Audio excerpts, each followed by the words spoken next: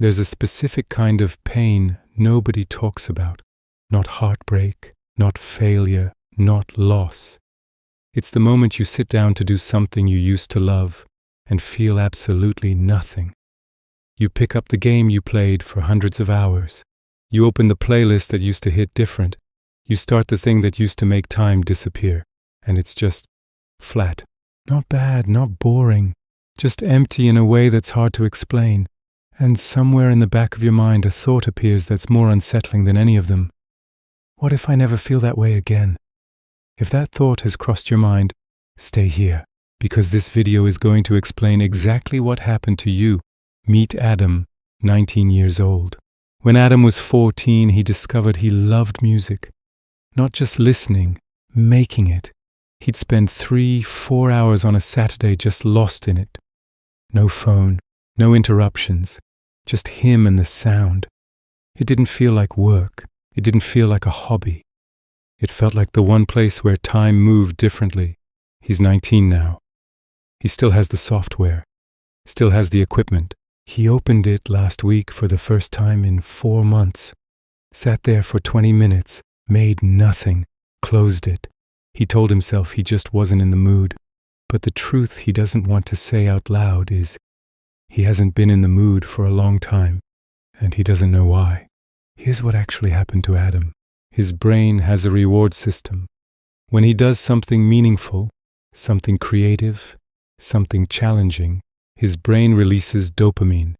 That's the feeling. That's what made music feel electric at 14. But dopamine doesn't work the same way forever. Every time Adam opened Instagram, watched YouTube, scrolled TikTok, his brain got dopamine hits. Small ones, cheap ones, but constant. Back to back to back. His brain started recalibrating. When everything delivers a hit, the baseline rises. And when the baseline rises, the things that used to feel rewarding start to feel ordinary. Music didn't get worse. Adam's brain got more demanding. This is called dopamine tolerance. And it doesn't announce itself.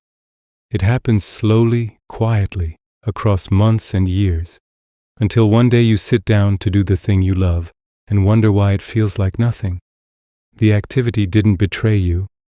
Your nervous system just forgot how to wait for something real.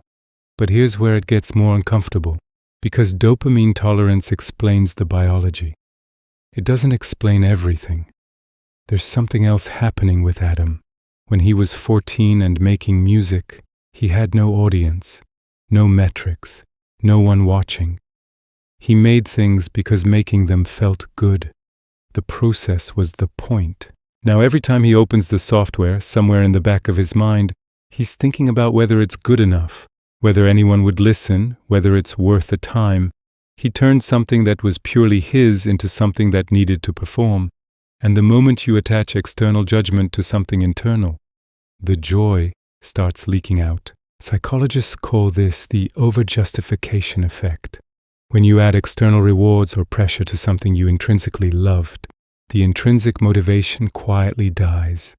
Adam didn't lose his love for music. He buried it under expectations. So Adam is stuck in a loop now. He doesn't do the thing because it doesn't feel exciting anymore. Because he doesn't do the thing, he never rebuilds the neural pathways that made it exciting. Because those pathways stay weak. Every time he tries, it feels flat, which confirms his belief that the excitement is gone forever. And so he scrolls instead, which makes the tolerance worse, which makes real things feel even flatter. This loop has a name: behavioral withdrawal. The same mechanism that makes it hard to quit anything, applied to the things that actually mattered to you. The longer you stay away from something real, the harder returning feels. And the harder returning feels, the easier it is to stay away. Adam is lying in bed at 1 a.m. He's been on his phone for 2 hours. Nothing memorable. Just movement, just noise. He puts the phone down, stares at the ceiling, and for a second, just a second, he remembers what it felt like at 14. Headphones on, lost completely, not thinking about anything except the next sound. That feeling feels so far away it almost doesn't feel real. But it was real. He knows it was real. And that gap between who he was then and what he feels now, that's the thing sitting in his chest. Not sadness, not regret, just the quiet grief of losing access to something that used to be yours. Here's what I want Adam to understand. That feeling isn't gone. It's buried, under tolerance, under expectations, under months of choosing the easy hit over the real thing. The excitement doesn't come back from wanting it back. It comes back from doing the thing badly, quietly, with no audience, no metric, no judgment, for long enough that your brain remembers what real reward feels like. Not a 30-day challenge, not a digital detox, just 20 minutes, alone, with the thing you used to love. No posting it, no showing anyone, no measuring whether it was good, just the process like you were 14 again and nobody was watching. The first few times will feel flat. That's the tolerance talking. But underneath it, the thing you loved is still there. It never left. You just stopped giving it silence long enough to speak. If Adam's story felt familiar, you haven't lost your passion. You've just been feeding the wrong system for too long. The things that used to light you up aren't gone. They're waiting for you to stop performing and start returning. And if this video made something click, the next one goes deeper into why modern life is specifically designed to make you forget what you actually love. I'll see you there.